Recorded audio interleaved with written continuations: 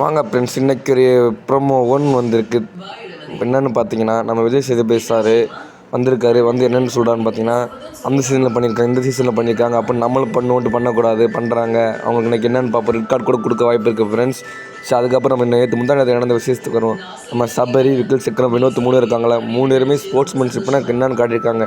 என்னென்னு பார்த்தீங்கன்னா, சாண்ட்ராவை கொடூரமாக தள்ளிவிடப்பட்டாங்க. கமருதீன் அண்ட் விஜய் பாரு 2 பேர்த்தினால தள்ளிவிட்ட உடனே நம்ம சபை உள்ளே இருந்து அவர் தான் டிக்கெட் ஃபைனல் பண்ணிடுவார். நம்ம டிக்கெட் ஃபைனல் கூட வேணாம், ஒரு ஸ்போர்ட்ஸ்மேன்ஷிப் தான் முக்கியம்னு சொல்லிட்டு அவர் இறங்கி வந்தார் பாருங்க. நம்ம அதுக்கே சல்யூட் அடிக்கணும். அந்த மாதிரி சபரிங்க நம்ம விக்கல், சிக்கரம் அப்படியே எத்தனை சண்டை கட்டினாலும்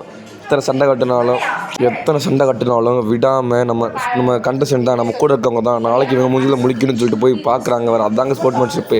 இந்த கமருதீன் பார்வதி என்ன சொல்லலாம், என்ன பண்ணலாம் நீங்களே பாருங்கள். இந்த வினோத் நல்ல மனிதராக இருக்காங்க. சபரி எப்படி தாங்க.